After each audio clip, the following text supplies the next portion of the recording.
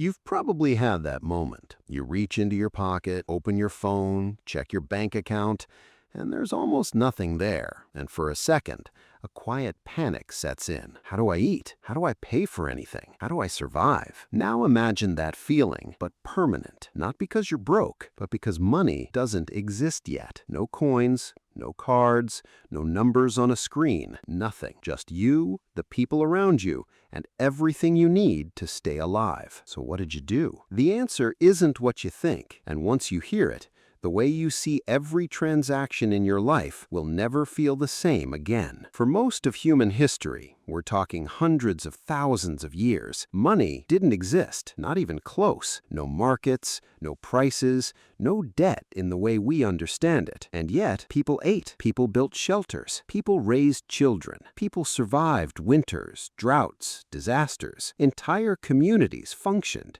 sometimes thriving, without a single coin ever changing hands. So how? The answer starts with something so simple, it almost sounds too obvious. They gave things to each other. But here's where it gets complicated.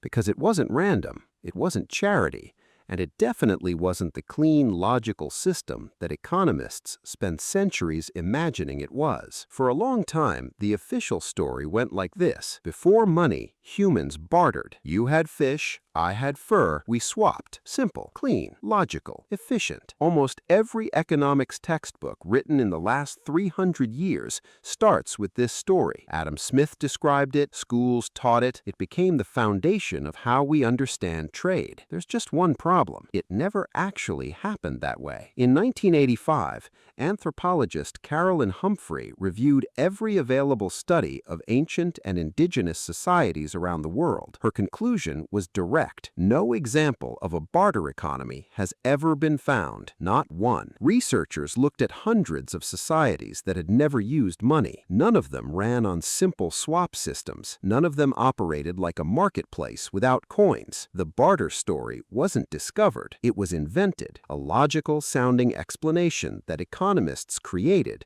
to explain something they'd never actually observed. So, if ancient humans weren't bartering, what were they actually doing? What researchers actually found in ancient societies was something far more interesting, something that doesn't have a clean name in modern language. Anthropologists call it a gift economy. But that word is misleading because it sounds like charity. It wasn't. Here's how it actually worked. If you were a skilled hunter, and you caught more than your family could eat, you didn't sell the extra meat. You gave it away to your neighbor, to the elder, to the family whose father was sick, and nobody paid you back immediately. There was no invoice, no agreement, no deadline. But here's the thing. Everyone remembered. The whole community held an invisible record of who gave, who received, and who contributed. Not written down, not calculated, just known. And when your child got sick, when your shelter collapsed, when you came home for 3 days of hunting with nothing, the community fed you, not because of a transaction,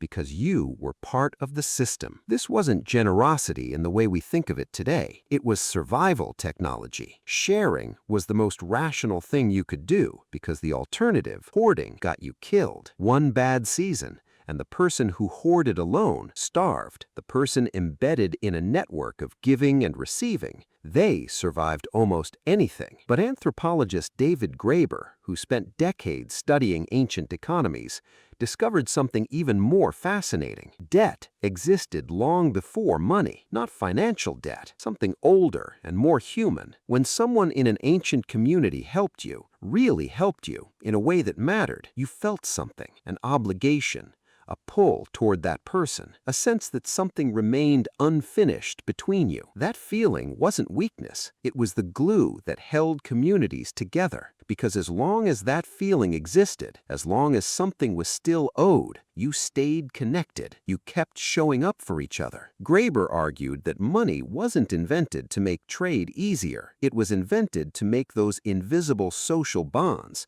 transferable to strangers, to people outside your tribe, people you'd never meet again, people who didn't share your history. With a stranger, You couldn't rely on memory and relationship. You needed something else, a token, a symbol, a coin. Money didn't replace a barter system. It replaced trust. And once it replaced trust, everything changed. The earliest forms of what we'd recognize as money didn't appear in a marketplace. They appeared in temples. Around 3000 BCE in ancient Mesopotamia, modern-day Iraq, priests began keeping records of grain and silver stored in temple warehouses. People would deposit grain, receive a clay tablet as a receipt, and use that tablet to pay for things elsewhere. The tablet represented a claim on real stored value. It wasn't money yet, but it was getting there. Meanwhile, in ancient China, around the same period, people were using cowrie shells as a medium of exchange. Small, portable, hard to fake, easy to count. Shells became so important that the Chinese character for money still contains the symbol for shell today. The first actual metal coins appeared around 600 BCE in a kingdom called Lydia, modern-day Turkey, made from a natural gold-silver alloy called electrum, stamped with a lion's head to guarantee their weight. And the moment that happened, trade with strangers became simple, empires became possible, and something ancient was quietly lost. Here's what's strange about all of this. For hundreds of thousands of years, the system that kept humans alive wasn't built on price or profit.